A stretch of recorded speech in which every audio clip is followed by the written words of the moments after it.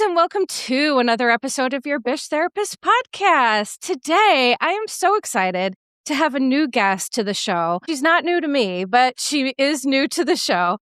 You would know her on Instagram as That African Butterfly.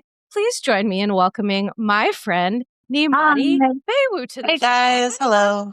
I'm so grateful you're here. So, for those who don't know you, can you introduce yourself a little bit to the audience? Because you do a lot of different things. You wear a lot of different hats. And one of them is a Bravo lover and a mental health advocate, which is why you're here. And today we're going to talk all sorts of Bravo. But could you share with everybody a little bit about what it is you do? So as she mentioned, my name is Nyemade, or That African Butterfly, on social media. I do a lot of different things. I'm an entrepreneur, so I work for myself, and it also means that I do a lot of different things to make it all work. I mostly work in social media. I do content creating for myself. On my page, I talk about like mental health, self-confidence, and I'm just silly. I've really leaned into, especially with the world being crazy. Lately, I've really leaned into my silly because I need some joy. And then over like on TikTok, I'm obsessed with BTS, the band. It's a new thing, but like it's all I talk about over there. But I also do content creating for other people. So I have a few businesses that I manage their social media page. I have a couple that I just consult with on what they should do and put together their like strategy plan, content calendar, stuff like that. And I love doing that. I also do some stuff in production, which I love. I started out by producing stuff for myself, which I still do, but I really love when I can work with teams and I'm just on the side where I'm like creating the questions, doing the pre-interview with the guest. I love that. So I do production and then I do some writing as well. Not as much as I should. I need to get more into that. But I also do some writing as well. So, Girl, don't should yourself. You know, shooting all over yourself is rarely a good thing. No, I used to say that in therapy with clients because those shoulds, man, I mean, they can get to us. Because here's the thing, what you just described is more than I've done in a lifetime. That's a lot of things. So, give yourself some grace. If people wanted to get in touch with you to talk about some of your services, would they just hit you up at That African Butterfly on Instagram? Or is it the same? It is. I try to keep it consistently. That's why it's that instead of the, because the was taken on some of them. So I became That African Butterfly on all of them. But yeah, you can email That African Butterfly at Gmail, or the website is That African Butterfly, TikTok and Instagram. I'm always in my DMs. It's literally the fastest way to reach me, unfortunately, because I have no life. But I say, I guess the great thing about working in social media is like, I have to be on social media for work. So it's not like I scroll through TikTok for research purposes. That's why I spend so much time. Sure. Wink, wink. Wink, wink, nod, nod. So for me, I was born in 81. So in April, I'm going to be 45. And I was like that last generation to grow up really like with some technology, but really without it. And as a result, I am not great at social media. But what I will notice, and I was never a huge fan of it, like in my adult life, it just wasn't part of my thing. But now that it's part of literally like for this job, I do find myself, I feel like a teenager where I'm like getting sucked into it. And then I'm like, oh, Melissa, you need to close this, back it out. And there is like, I'm experiencing now for the first time what a lot of research shows and talks about is how all consuming it can be, especially with the way that the world is right now, which is on fire. All of our algorithms are wild. It's wild out there. So I also think it's a good note for me that like social media can be such a beautiful thing and you use it for what you want to use it for. And then you back out and get out, especially for me. Because I do you notice with mental health, like for me, I notice when I'm on there a lot, my mental health definitely suffers a little bit. Do you notice that as well? I mean, it really depends on what I'm taking in. And that's why I've really I try to keep my TikTok very like BTS and happy, because I don't know if you've probably seen the meme or the reel where it's like I'm between trying to keep my sanity and trying to know what's going on. And I feel like I'm constantly in that spot, especially with Instagram, because they'll literally be like, this terrible thing is happening in the world. And then a reality show thing. and then look at me with my cats. And it's just like, wow. So it's like just a constant back and forth, which is good because it helps to like regulate a little bit, but it's also bad because I'm on like an emotional roller coaster. So for me, it's important to like have times where I just step away. Where I'm like, that's go touch some grass. Like, let's get away from it. And then also to have like pockets of like pure happiness. So like for me, that's over in my BTS world, which I used to be like, oh my God, you're a grown adult. Stop that. But I feel like men never say sorry for being obsessed with their sports teams. Like they have their team people they love, they have their favorite players, they have like all the things, and they never say sorry for their thing. So like BTS is my thing. And it's just fun because it gives me like a happy outlet, where I'm with other people and we're all just talking about like Yeah. stupid, silly stuff. And like Army gets a bad rep as being like this crazy fandom. But really, we're all very aware of our delusions and it's all very fun. Like once you get into it, you realize like it's just a giant inside joke to us. Like we're all just literally just having fun. And I love a good community feeling. Like, do you remember when it felt like everyone was obsessed with Game of Thrones and Yeah. like it was all people were talking about? It's like that with Army all Yes. the time, but like I love it because it's like instantly like, "Oh, you're Army rep." I mean, there are some outliers, but for the most part, it's just like happy, fun people, and so it's a good time, and I think that's important is to figure out, like, your pockets of happiness and escape to them. Amen. Preach, because in this world, with the way things are, to find our joy and pockets of happiness, like you said, it's It is. literally life-saving. It's so, so, so important. So, and I'm not a believer in like, as an adult, whatever makes you happy. Like people make fun of Disney adults and I'm like, why? Why are you mad? Here's what I don't understand. Why do people get mad about things other people do that have That part. nothing to do with them? Doesn't impact them, doesn't, we're not saying anyone has to like BTS or be a Disney adult, whatever it is. Just like let people Yeah, have their joy, I their agree. joyful moments. So good for you in finding your joyful moments. And which is what brings us back here today, because some of our joyful Yeah. moments are Well, and I was Bravo, gonna say baby. that, like, Bravo was one of them for me, and at first I was like, "I love this Bravo world with all my Bravo friends," but, like, whoa, did it get toxic real fast. I was like, "Oh, this is a" like, the way how with Army, we're all in on the inside joke, like, we all recognize, like, they're a band, but they're also people, and we all joke around, like, in Bravo, for some reason, it feels like that line is not defined, or it's, like, defined in a weird way where they get that they're real people, but also don't think them of them as real people, and then they get, like, people are fighting, and it's Bravo fandom can be a lot, and I had to step away from it more than I would have liked to for my sanity. Yeah. And listen, I think that speaks volumes because I totally think you're right. For me, there are certain things that come up that you see them and you're like, has the Bravo fandom lost their mind? Like, what is going on? And I do think, to your point, the biggest thing sometimes people forget is these aren't characters. These are humans that we don't know. There's production, there's editing. I try to focus on all I can control is my little Yeah, corner of the internet, right? My page, Your Bish Therapist. And what I love about my page is the community, the sense of like, intellectual curiosity and empathy and understanding. I feel like I don't know how it happened, but for me, my it page is. is like a safe haven for me and for other people because you can comment there and you're not going to get ripped apart. And if people do comment really nasty things, the community Yeah, cleans them up real quick, which I have yeah, never felt yeah, prouder of either. Because not even in nasty ways, right? But I like to find the pockets of people who still understand that these are humans, they're not characters, we're team humanity. We may be a little shady, have a kiki, whatever, but at the end of the day, we just have to maintain our humanity and keep it fun. This is all summer's right. supposed to be fun, Yeah, Bravo's supposed to be fun. It's all yeah, supposed to be fun. Isn't that a great segue into today? We're going to talk about Summer House. We're also going to talk about Real Housewives of Potomac reunion because I know you had some thoughts on Stacey. I definitely have some thoughts on Stacey. And then maybe a little bit of Southern Charm at the end.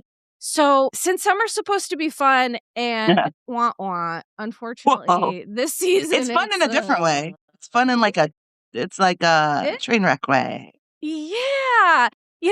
For me doing what I do, Summer House is literally perfect for me. I have been able to basically, we're watching Kyle and Amanda's relationship just deteriorate. We now know that Kyle and Amanda are divorcing, which I think it's good for both of them. But for my purposes, I'm watching it and I'm like, I could write a clinical dissertation on this, which literally, for those who follow me, that's basically what I do. I watch the show and I basically write a small paper. And I give it away for free, and people still don't follow me or do anything. And it's just like, that's social media.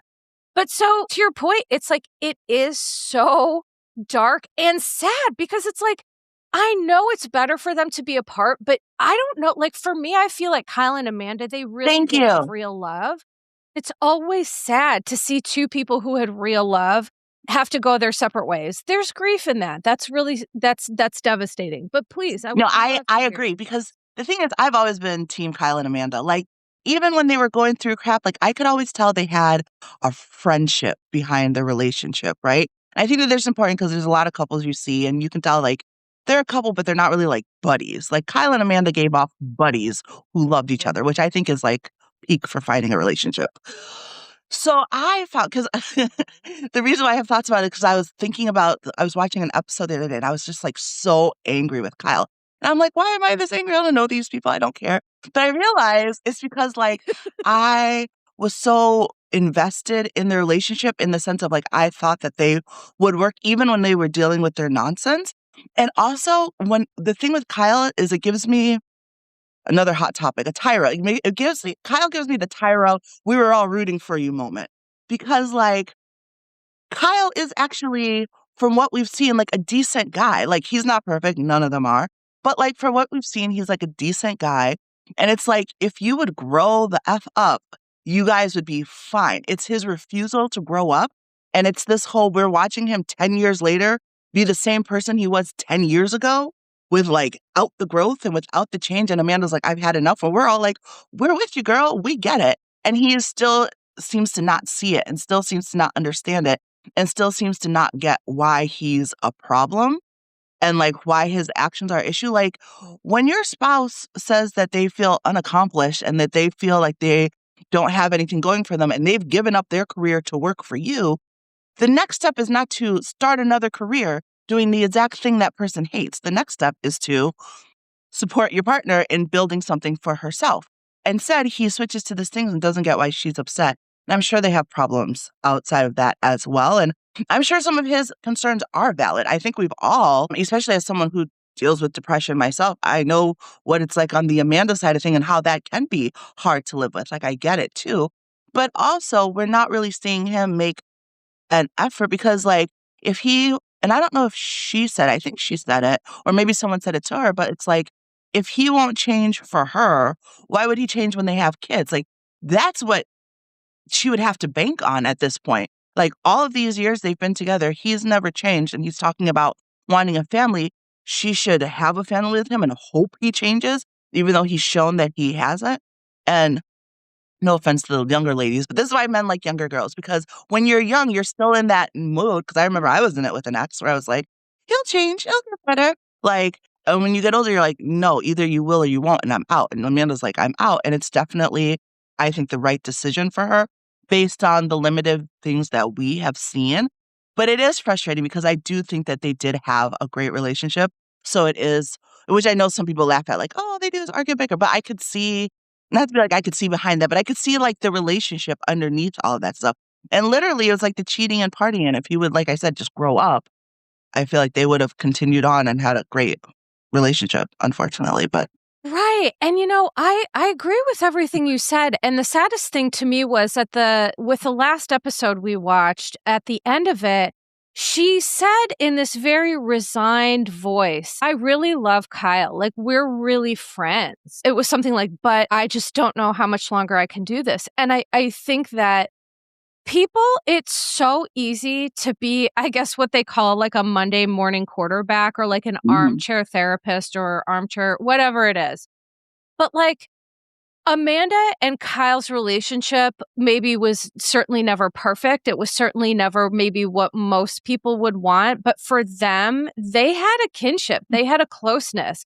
And we also can't forget that the Summer House crew, that in and of itself is this like Yeah. sociological group that also help them feel so together. And I'm sure it's weird for them both. Like, how do we proceed with Summer House without the other one? Or it just like completely shifts the whole group. But I think that for me, when I watch Kyle and Amanda, it's like the most important things that it frustrates me is that Kyle likes to blame a lot of stuff on Amanda. And for me, that's an easy, an easy identifier in terms of like, it wouldn't be easy if it was all Amanda's fault, right? Because then he doesn't have to Mhm. make those changes. I think that Kyle is kind of like, he's 43 years old. He has a failing business. He's on Summer House, which is like, he's the oldest one in the crew.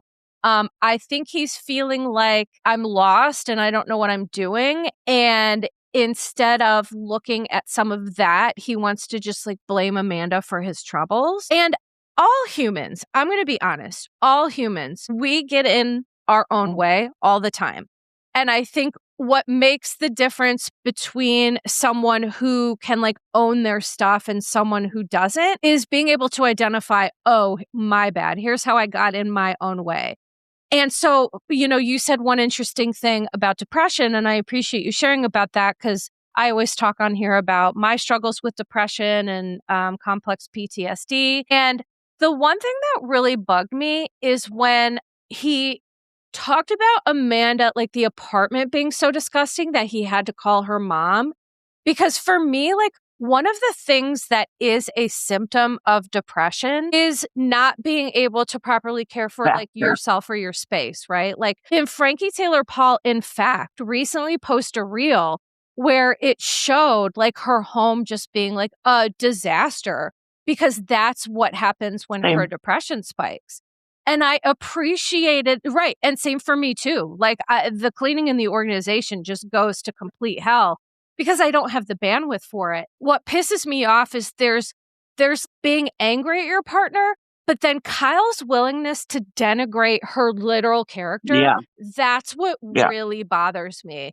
With that, but also when they were like in the apology cove at the beach, it is Mhm. funny that they call it that because that's where everyone goes to have those convos. But when he's yelling at her about like, Right. you have no personality, you know this, you know that, I'm like, sir, you do not love this woman. You are what I call him on the show as a king Yeah. baby. Have you ever Yeah. heard that I term? think I don't know if I heard it from you, Okay. but I've heard it before. Yeah. Maybe. But we talk about king babies here because it's like he's like throwing this literal tantrum because he wants it so badly not to be Yeah. him who needs to change, which is one thing. But then when it crosses over into denigrating this woman's Okay. character, no, sir, sit down. I won't have it. And that's why I clinically read Kyle for Phil Yeah. because I cannot That's where he take it. loses me. That's where like and I used to be more of a Kyle apologist than I am. I think I've stopped. It's been a few years now since I've been team Kyle on this one because he's just been so just relentlessly ridiculous. And I do have some I do have like some empathy for him, like you said, like his business isn't doing well. And he has been on the show for so long. I'm sure it's gotta suck seeing people like Paige and Hannah blow up. Even like the stuff like Lindsay's doing, like for him to have been there so long and not have that level of success, I'm sure is extra frustrating to him. And I'm sure, I think that is a huge point that you just made. yeah, yeah, I Absolutely. think it plays a lot in it, and especially with Amanda being such good friends with them and him knowing that they're cheering her on to do her own thing. It's probably also part of why he didn't support her business. Like, God forbid he gets someone with at their level of success at home while his business didn't do well. I don't think Kyle could handle that truly. Right. And I think that's what we're seeing to your point is I think he's Yeah, feeling lost. And again, he wants it like in the past when he's felt lost, it's always Amanda who helps bring him out of that or who helps like help him launch into something else. But Kyle is a grown adult and he needs to start doing those things. But I think to your point, there was one, which by the way, newbie Mia, yeah, I like I her. love I like Mia. all the I newbies so think far. Summer House, I was just going to say that Summer House for me this season, it's hitting so great because all the newbies to me, there's not Yeah, a bad one in the bunch.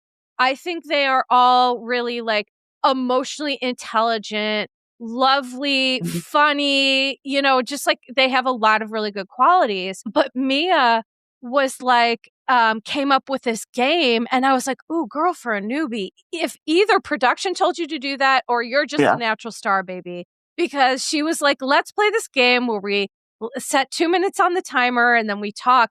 And we were able to get some interesting things from Kyle, which was his biggest fear, which I thought was so telling, was his parents not seeing him Mm. have children. And you know why I thought that was interesting? Because I'm like, okay, so this man's marriage is falling apart. His business is falling apart. But he's saying that this is his Yeah. worst fear, is his parents not seeing him have children. So that informed my thinking in terms of like, okay, he clearly is like he has this idea of how life was supposed to be, and it's that's not what's going on right now, and that Mhm. can Yeah. throw a lot of people off. It's like when we have this vision and then life doesn't click with that. But the other thing was that Mia asked him, "What do you think Amanda needs?" And he said, "Honestly, for me to change, and I just don't think I can do that." There it And I is. was Yeah. thinking, there it is. There it is. That's the thing is That's he the knows. thing. And I think that's when my empathy ran out for him is because like he knows exactly what he needs to do. She's not beating around the bushes. He just doesn't want to do it and finds every other excuse to blame her for the stuff that he doesn't want to do to change. And the apology dune. The thing that really got me in that is like you said, like him attacking her character instead of just like, oh, this is like this thing that you could do to change. He says all these horrible things about her. And then also, excuse me, sir, do you not live in that house as well? Like, what do you mean she let it get so bad that you had to have her parents come? Like, you know you live with her. It's not like she Right. doesn't work because she works for your company, so she does do work. And you also know she has depression. So why aren't you helping her? Why are you letting it get so bad that you need to call in the parents and then telling us about it? Because I have nothing but sympathy for her in that condition. I and it sucks. It sucks when your Boo. place gets crazy. Boo. It's not like I love it. It's just that, like, when I'm in the depths of my depression, it's like, I'll see something on the floor and be like, "I should pick that up." But the thought of picking up feels so overwhelming. Just like everything feels so overwhelming. Like, Yeah. it's hard to describe to people who don't know what it's like, how, like, just existing feels exhausting when you're going through it. Like, just the act of existing feels like it takes Preach. everything out of me. So anything I do above breathing is like a triumph because I have had to push myself to do that because all I want to do is lie in bed and stare at the ceiling. Like that is depression. It's not like we're faking it. Like I want to be up and about. I like days when I can do a million things and have it feel like nothing, not days where I have to like do two things and be proud of myself so that I don't feel like a totally terrible person. But that's truly how it is. And if you're going to be with someone who lives with that, then you should also figure out a way to help them as well, not just oh, well, the place got so dirty because I'm not cleaning up too. So now we have to call your parents so I can make you feel extra bad on top of your depression. Like, that's crazy to me. That whole thing was crazy to me because you live in that house too. I can't. Yeah. Yeah. And I appreciate you sharing everything that you just shared because you're right. And people who don't know what that feeling is, if you haven't experienced, like, I know there's a lot of people listening to this right now that are feeling very validated. And I think that that point lost everybody. And it shows that Kyle is so over focused. And this is where the king baby stuff comes in, where he's so over focused on he's feeling hurt. He's feeling like his needs aren't met. So everything that he's doing, it's like, well, where's my support? Where's my support? And it's like, well, that's a two-way street, right? That's a two-way street. And also, if your place is such a mess, and to your point, you live there too, well, you have two functioning limbs and, no struggles with, well, I do think Kyle maybe has some depression issues, which is, I think, why he probably self-medicates with alcohol, Yeah. if I'm being honest, which that deserves empathy. But what he's doing and saying, this does not deserve empathy. This deserves, like, someone needs to Hmm. check him hard. And listen, I hope that has happened, but it's like, he's so busy being like, well, she's not meeting my needs that I'm going to call her parents. And it's like, you should be embarrassed to have to call parents to clean up her Right. own apartment. For him, exactly. For him, not for her. Like, where, yeah. If, when I'm on the struggle bus with chronic illness or mental health issues, my husband, you know what he does? He does the dishes, he vacuums, he cleans, he does the laundry. And then when I can, I step in and I do those things. You need a partner who's going to, like, life ebbs and flows in terms of the stuff that happens and mental health issues and all of that. And we need a partner who's going to ebb and flow with us, who's going to, it is a real give and take. And I just think that Amanda deserves so much better. And I mean, I feel like we could talk about this. I did want to mention something. Oh, no, I was going to say, I did want to mention something that you mentioned, which is that he is very much like so focused on meeting his needs that he doesn't, I feel like, step out and see the bigger picture. Because I remember even like the first episode, he was being grumpy because he thought him and Amanda would get to spend more time together. And he was like, I'm gone all of these days of the week. And then I thought like like all of these weekends, and we're only together like the one weekend. And so I don't understand why she's not all about me. Sir, because you're gone all the other days. What are you talking about? Like, where can there be intimacy when from January to June or July, you're home 10 days? And in his mind, she should be like ready to like jump when he's there, like so excited that he's around. And like on some level, I do get it. I'm a long distance girly myself. I love long distance relationships just because I need my space. I want like my time. And then when we're together, I'm also a stage 5 clinger. And so long distance relationships are good for me because like we're together for a short period of time. So my clinginess is okay because it's like, and then I'm sick of it. We're both, it's good times.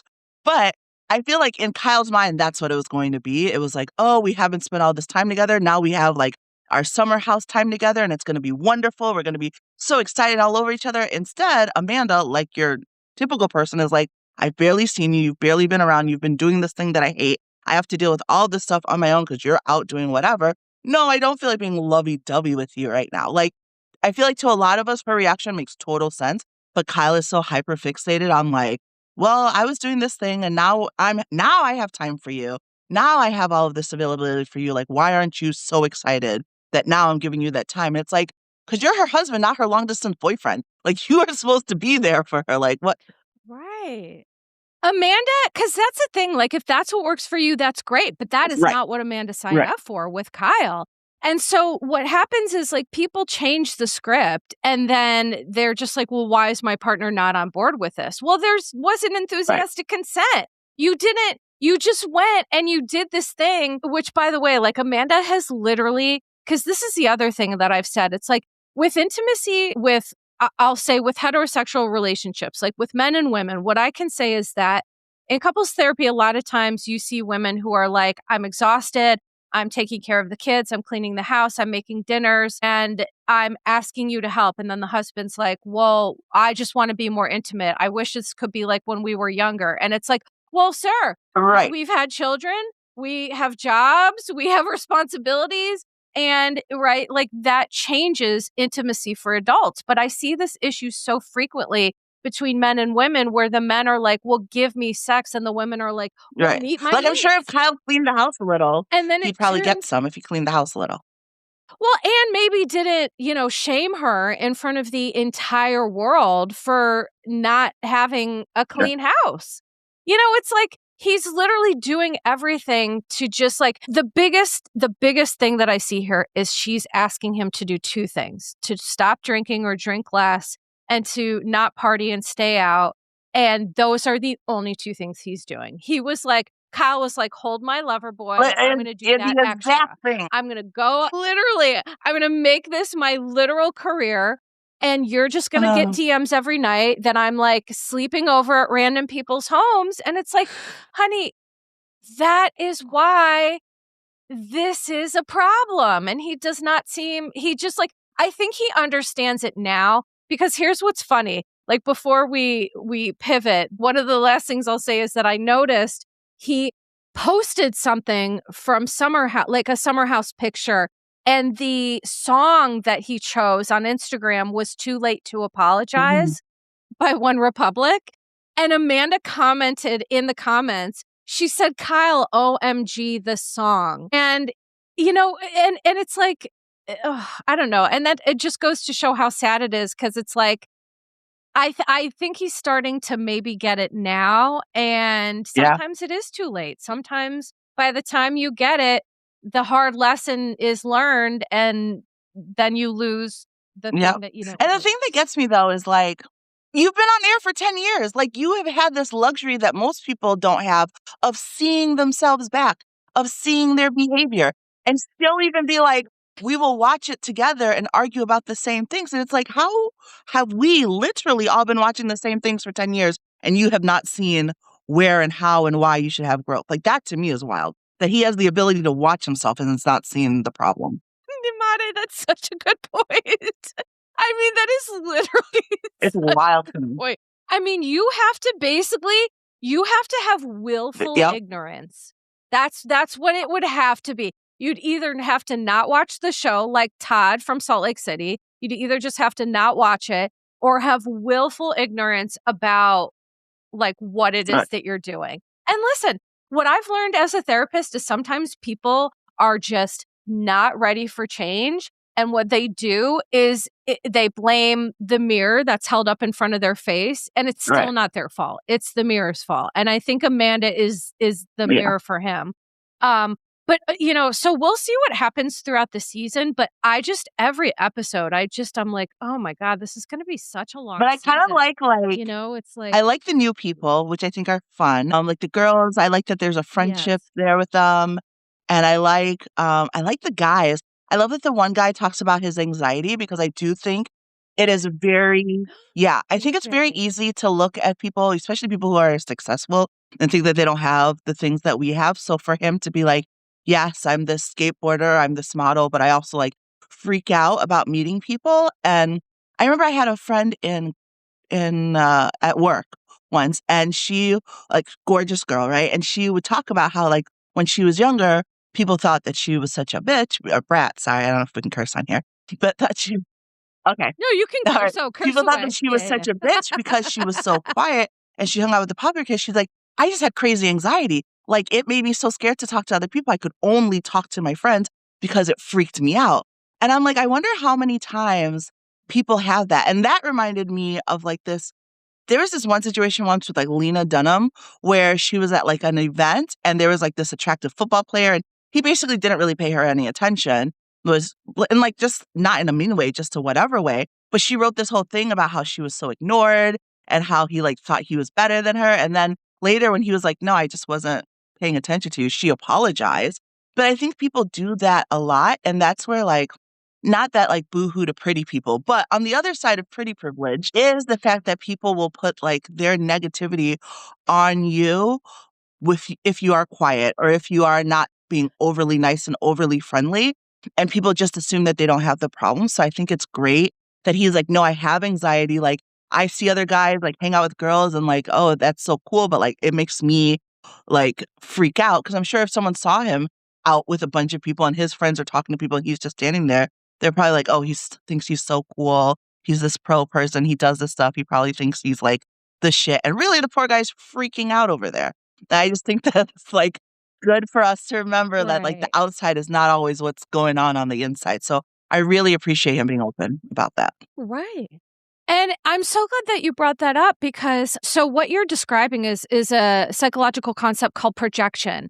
And something I talk about on my Instagram is that the way we feel about other people says more about us than it does Yes. about them. Because we're right, Leah Dunham, that was such a good example of she's projecting her own shit onto this guy who's just like living his life. And it's not about Lena Dunham, but in her, like in our world, like most humans are pretty selfish.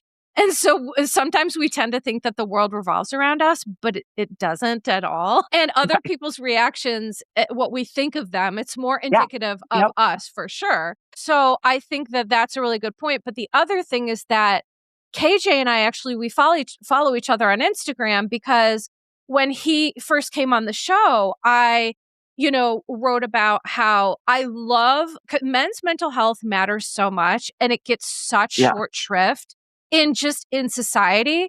And so I just like thanked him for sharing his experience, strength, and hope. And I always, love to see men supporting men's mental health. So I have had some conversations with him about that. And he's a really sweet, down to earth person. And I'm just like really grateful for that because that representation does matter. Representation matters, Yep. period. And that's a good example, of how that it does matter. So thank you for Yeah. bringing up KJ because we are KJ fans here at your Bitch And I Therapy also podcast. love, and I know we need to pivot, but I just want to add that I also love that other newbie, the hottie Australian. Is his name Ben? Yes. Oh, And I love his little flirting with Amanda. And I feel like, ooh. especially now that I know it leads to divorce anyways, I'm kind of like, so this Ben flirting, like, hope we get some more of that. Yes. I mean, Ben is so handsome. His accent is just so good. He's just so and he seems like a Yeah. really sweet person that, by the way, because he does have pretty privilege, he's one of those guys that you would assume that he's like a certain way, but he talked about like how he grew up in a very Mhm. religious home where sex was really taboo. And I find it so interesting that he became a model and now he's like this sex on a stick for women at Summer House. But in reality, I think he has a lot of sexual hangups. He blushes when things are talked about. And so it's like Amanda and Kyle, that's been so heavy that we focused on that. But these newbies, they have They good do. storylines. Like Ben, that's a good storyline. KJ has a great storyline. Levi and Bailey, they have great storylines. But Amanda and Kyle, it's so all encompassing. So I'm glad that we did get to talk Yeah. about that a little bit because sometimes I feel bad for the other people. I'm like, ooh, you are getting eclipsed by the drama Yeah. of this. So let's talk about Real Housewives of Potomac, part 1. The general piece that I want to hear about from you is that Stacey got this award, or it was in some magazine for like best performance. And the thing about Potomac for people, I think Potomac is one of the best franchises. I've loved it since day one. And I think that one of the things that is so special about Potomac is they have a real dynamic of authenticity, calling each other on stuff, having a kiki, right? But there's no excuse for not having some real shit here. And then you have Stacey come in and she's getting noticed. But like the one thing that someone had brought up, which we actually caught in the reunion, and I don't know if you caught this, but I wrote about it, which is that Tia said that Stacey talks Yeah. differently when Yeah. cameras are down and uses certain colloquialisms that she doesn't use on the show. Because on the show, she talks like a QVC robot. And so I thought that was so interesting. And then we see Stacey's talking to Ashley, and cameras are always rolling at the reunion, but it was like during a break. And all of a sudden, Stacey started using certain colloquialisms. Her voice was gravelly and it was deeper.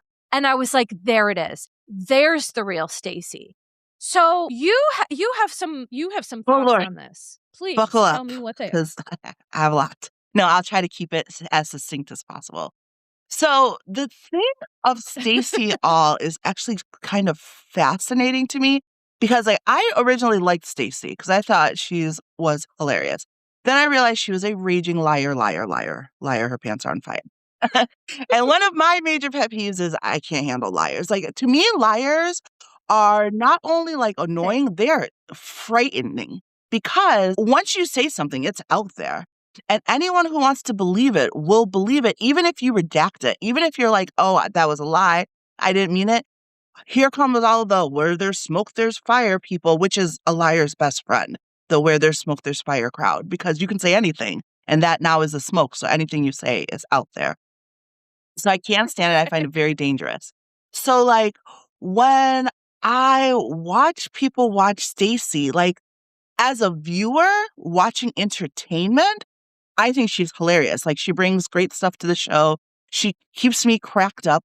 If I think of her purely on an entertainment level, the way I have to think about Heavenly, because I also love Married to Medicine, and Heavenly used to bug the living. I was like, how does anyone deal with this woman? She's just too many things.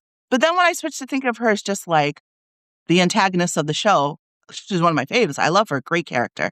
right? Like she's a great character for the show if I don't think of her being a real life person they have to interact with. And so for me, Stacey is kind of the same way. Like, sure, if I take her in as just a character on a show, she's a wonderful character. Great performance. I think even in the reunion, they said something about like, oh, I'm glad. She said something like, I'm glad you like my QVC performance. And they're like, but that's the problem. It's a performance. And that's what you're still giving us. Like they kind of like called it out. Like she even said it's a performance and it's a performance. But I think like what people forget is this is a reality TV show, right?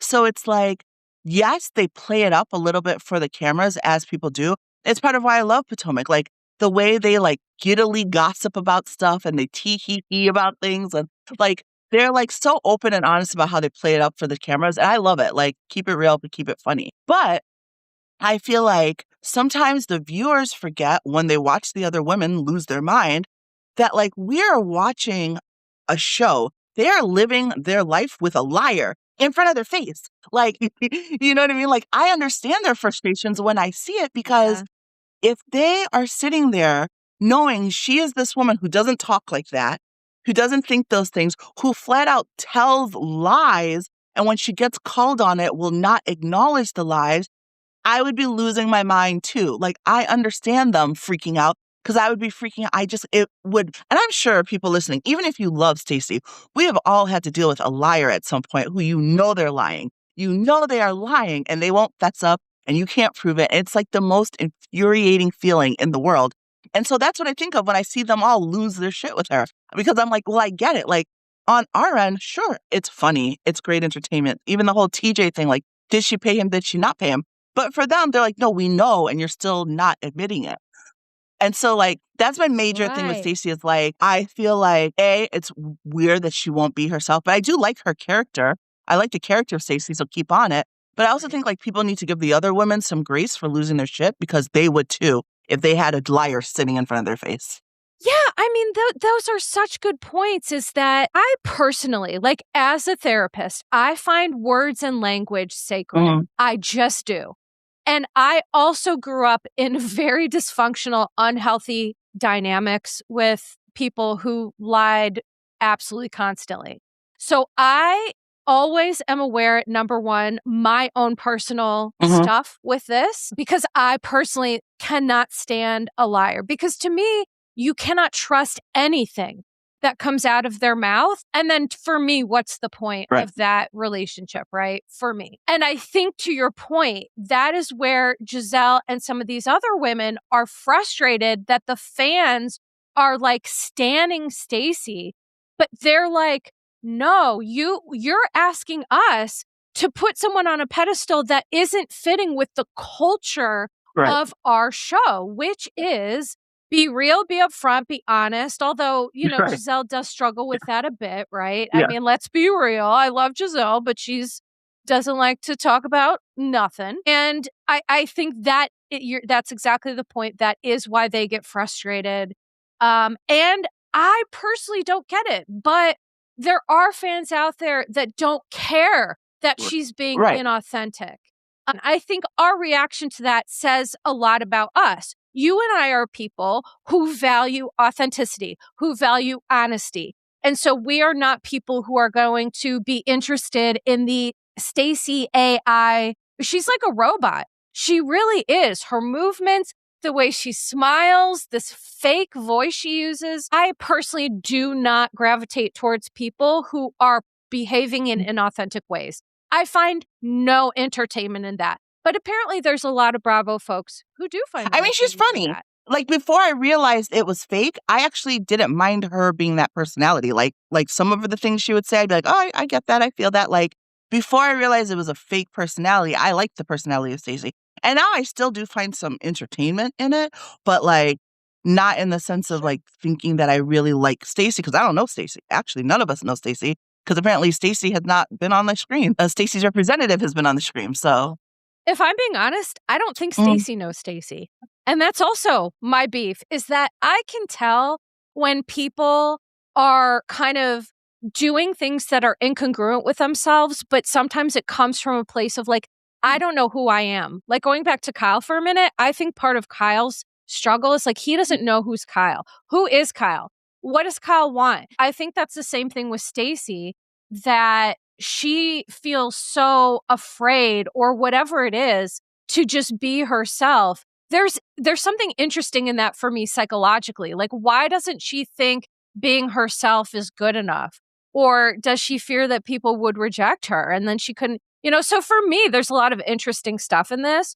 I'll be interested to see in part 2 what we see, especially, let's talk Karen for a moment, because did you see, there were 2 interviews. There was one with Andy Cohen and then there was one with Sherry Shepherd. Did you see No, just both the of one with those Andy. interviews? Okay. So the one with Sherry Shepherd, Sherry asked some really hard-hitting questions because, Andy kind of struggles Mhm. to do that a little bit, which I understand. He's like friends with these people. It Yeah. informs our perspective, right? Sherry Shepherd is like not friends with Karen and she's just like gonna be real about it.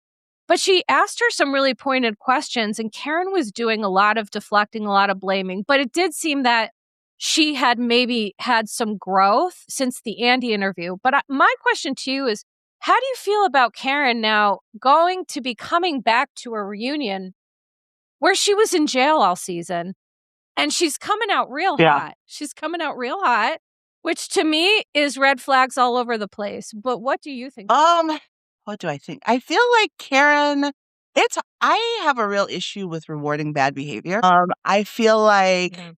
there are enough good people in this earth that we don't need to reward people who do bad things. And I feel like there's a severe lack of consequences for doing bad things. I think that we've really gotten to the place where everybody knows that, like, you just have to wait it out. No matter how bad the storm is, you just got to wait it out and your fans will find you. People will love you again. I mean, look at what Phaedra did. And now she's back, right? Like, to me, Oh my that was gosh, beyond. right? And Phaedra, let me just say this. Phaedra used to be my girl. Like, I loved me some Phaedra. But lying about someone sexually assaulting someone else is like a hard no for me. And I get that she apologized, but that's a hard no for me for bringing them back. And can we take a pause here? Because when she came back, I have to tell you, Nyemade, I felt the same way.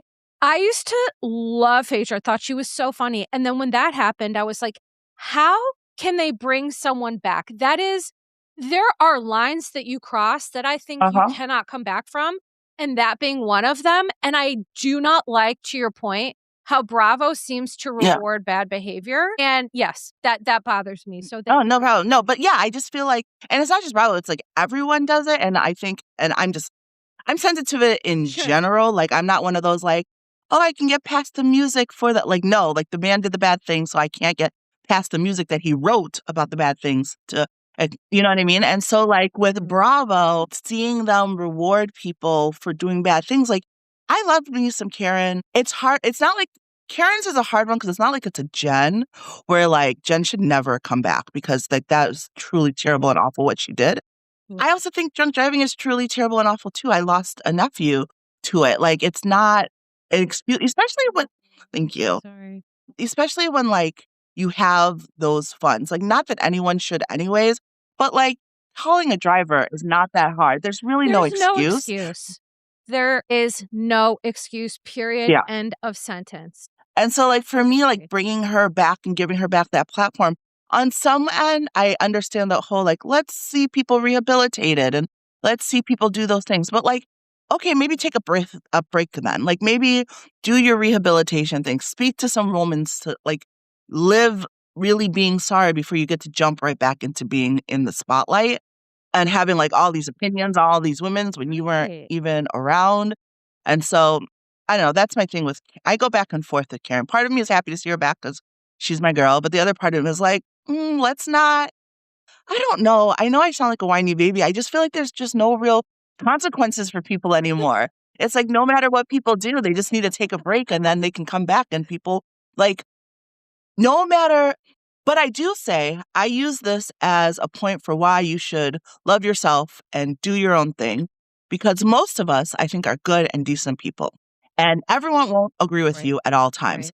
But if people can agree with the crazy shit that other people do, they can get over the stuff that you do, which is probably not that bad. Like, whatever you think that, like, this is so cringy or this is so awful or people won't whatever, you'll find your people. If people can find their people doing terrible things, you can find your people doing whatever quirky thing you're into. So, like, I use that as like a fuel for myself, because I do sometimes get very frustrated with like, why aren't there consequences? Then I'm like, hey, if they can have people who like them, I can have people who like me for my crazy stuff too. So like the silver lining. I think there's two issues there, which is that we're living in a world right now where we're seeing a massive miscarriage of justice with, Epstein files and all these other things. And I think for me, that trickles down just to Mhm. general life. Like, I understand that Karen is not in that same boat, but what I do need from people, to your point, we're all humans. We're all imperfect. We're all fallible. We all make mistakes. And making mistakes doesn't mean Right. you're a bad person. But what I don't care for is coming out, after making mistakes, and then continuing to justify bad behavior, where Karen definitely struggles with that full Yeah. accountability piece. And that's still what bothers me. However, that is part of the disease of addiction. Denial and minimization is a huge part of that. And so I try to give her grace and have that humanity.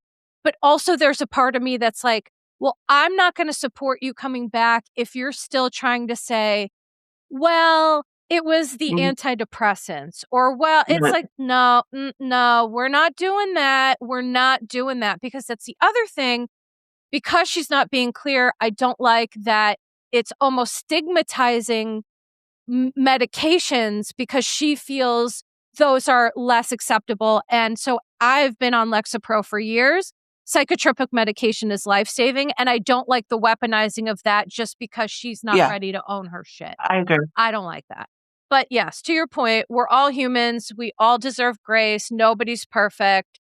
Although there's a couple people on Bravo who I think like cross over into the line of serious pathology that don't deserve a lot of grace, but I'm not going to Right. call those people out because No, it's but not my it's job. true. And I just, oh, no, no, go ahead. I was just going to say, I think we probably know who I'm talking about, but I'm Yeah. not going to really. Well, it's hard because it's like, I feel I'm like not going to on really some say. level, it is good to see people go through stuff, because that's part of like, it gives us the opportunity to have these conversations as well.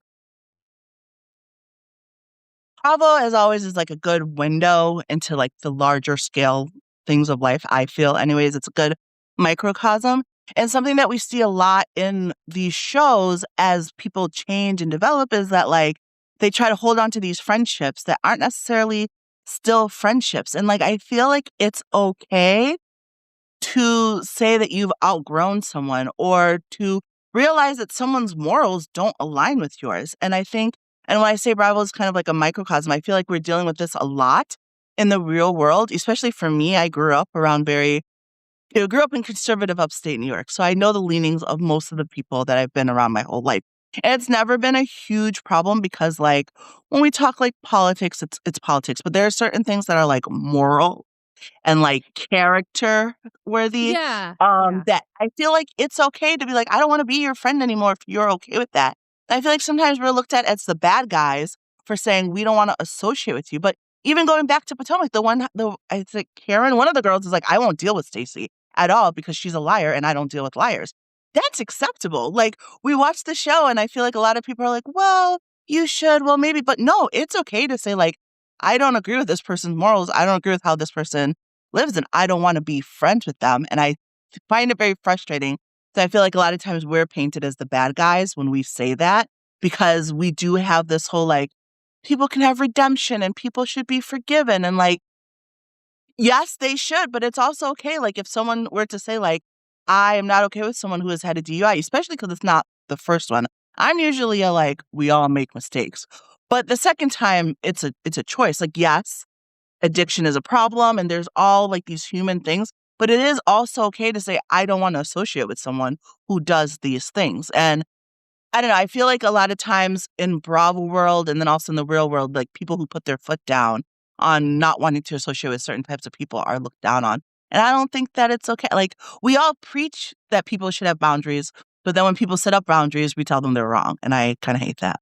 Yeah, I mean, that's such a good point. And like I am such an advocate for, addiction is a disease, but it's also a disease that needs to be checked, right? Because the one thing is like when, I worked in inpatient rehabilitation centers, and like the one thing is like, yes, these people are deserving of love and empathy and support and understanding. And they also need to understand this behavior is dangerous. You're putting yourself and other people in harm's way. And we need to check that. And that's not okay. And that needs to be changed. So I think there also is a world that, in fairness, the internet lives in black and white. It lives Mhm. in all or nothing. And in reality, what I've learned as a therapist is that it's mostly shades of gray. Yeah. And when you work with people and you work with humans, you start to understand that. And so I understand all of it. I understand the support for Karen. Like you said, that old Tyra, we were rooting for you, which certainly now holds different meaning, doesn't it? Yeah. Yeah. Yeah, because Tyra, we were rooting for you That and part. not anymore for me. But anyway, Yeah. so yeah, I think that's a good way to kind of like wrap up the Karen situation. But so in the last couple minutes before we wrap up, one of the things that I wanted to get your thoughts on is that you watch Southern Charm, as do I. And the most recent episode of Southern Charm, it ended with Craig telling Venita to fuck off, which wasn't even the concern that I had with what he said. He told her to fuck off, and then he said, "You don't even exist to me." And so, what I wanted to talk about and get your thoughts, as a woman of color, is that I feel that for me, what I'm observing is that Venita, on and off the show, she gets so much smoke that she does not deserve. And I personally never understood why that was. But for me, one of Craig's most concerning comments is, "You don't exist to me." Okay. Venita is the only woman of color on a mostly all white cast in a Southern setting. I just think that it's wild for Craig to say to a woman of color, "You don't exist to me," when Austin and Sally and all these other people have said much more egregious or wild things to Craig. But for some reason, he feels he can say, "Oh, poof, Venita, you don't exist." It just didn't sit right with me. And so I Mhm. wanted to know, Nyemade, what are your feelings about that? To be honest, it didn't hit me. I do think there are racial undertones with Venita and her interaction in the cast. And I do find, as myself who grew up as being the lone black face in the sea of white faces, there's this like expectation on us to be like so perfect. And like anytime we step outside of that line, it's like, oh, well, black people, right? Like it's wild because rather than seeing a black person in that space and be like, oh, black people are also these things, they attribute all of your like good qualities to whiteness. Like grew up being called an Oreo, was black on the outside, white on the inside, and it was like a compliment. And back in the day, we all like laughed about it. Now I'm like, that's so not a compliment. What the Yeah, fuck? no. Like, um, but and especially, like, being older now and looking back on it, and you really do realize that, like, the minute you step outside of being, like, the model behavioral person, then you're just feeding into every stereotype in their minds that you have of, like, "Oh, that's just a person being a black person," not just, "That's just a person having a bad day, doing a thing, having her opinion." So I feel like they really hold Venita to those expectations where she has to, like, fall in line, and when she doesn't, she's just being, like, a difficult like, they see it as a quality of her, like, blackness more than just, like, her. Because like, Madison has a mouth on her and has always had a mouth on her, um, and, like, doesn't get, like, the same level of, I feel like, animosity that Venita does, but it's like Thousand Mad percent. right, but it's like Thousand Madison's percent. sassy, but Venita's the problem. They're both sassy, that's why they like each other, like, it's the Right. same thing, and, Right. like, the only reason why I didn't hold Craig's comment as a racial one is because Craig says outrageous things to many people. Like he just, and That's true. I used to be a Craig apologist. I'm not as much as I used to be. Because for a while he was the least worst of the group of those guys. So it was like Team Craig just out of nobody else to pick God, from. remember those days? Yeah. Thankfully, we've Long had a ago. couple slightly more decent guys, so it's like it's not as terrible. But like, because I even think of, like, the time, like, Shep told Madison that she was trash. Like, those men just say, like, the most egregious things to the women on that show. Like, that's a male problem. I feel like more than a race problem. They definitely have a misogynist problem with that cast and how they feel and think and talk about the women of that group and how they have no qualms in saying the most crazy things to them, like you're trash or like you don't exist to me, like just crazy things to the women. And I found it struck me more on the woman chord than the race chord, even though I do think race overall plays a part in it and how they treat her. Yeah. And I appreciate that take because I'm not a Black woman. And so, and I certainly have a lens that I see life through. And I just, I'm such an advocate that sometimes I do want to make sure we're looking at things with a critical eye. But that is such a good point that Craig is just like so wild in some of the stuff that Terrible he to all of says. them. Right, Yeah. right. That his terribleness doesn't discriminate, actually. I do feel sensitive. It's like, don't tell a Black woman that she doesn't exist in Right. your world. Don't do that. Right. We're Yeah, not doing I that. agree. So, and I appreciate you, sharing your experience, as someone who experienced all that. Because again, it matters. And I think the conversation about it matters too. Nyemade, I want to thank you so much for being here today. Please go check her out at That African Butterfly. But please tell everybody what you're doing and where they can find you. Please just like plug, promote, whatever you got going on, let us know. I'm doing a lot of my usual, just sprouting off on social media, sharing my days, what I'm up to. I have brought back my mental health series on Sunday nights. Sundays at 7:30 on Feel Good Talk Network. It's called What's on Your Mind. And I talk to different people about what's on their minds. Sometimes it's mental health specific related. Sometimes it's about what's going on with their lives and business and how that impacts their mental health. But it's a good conversation. We just talk for about 30 minutes about life. So if you're free at 7:30 on Sundays, check that out. But yeah, other than that, follow me on Instagram if you want to know what's going on in my life or just see silly dances. I've recently gotten into Threads a lot. Threads feels like a back to return to the happier days of Twitter is kind of what Threads is feeling like lately. Like just Yeah. like lots of laughs, lots of scandalous people sharing stuff. So I'm loving that. So I've been sharing those on my page more.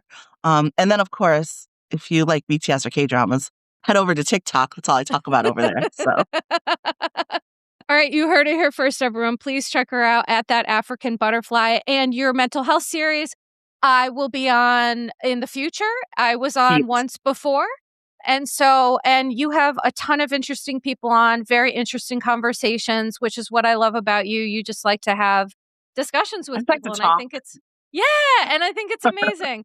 So I just want to thank you so much for being here for this amazing conversation. And for everybody listening, don't forget to check me out at Your Bish Therapist on social media and check out my Patreon. And so for today, we are going to say sending love to you and yours and ta-ta for now.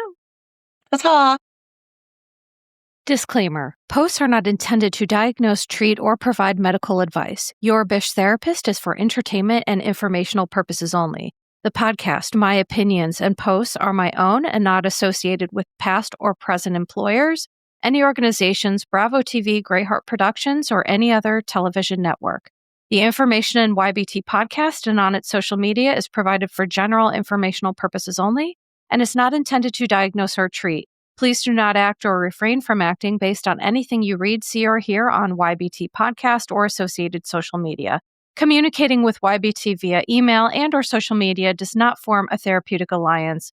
Melissa, operator of YBT, is unable to provide any therapeutic advice, treatment, or feedback.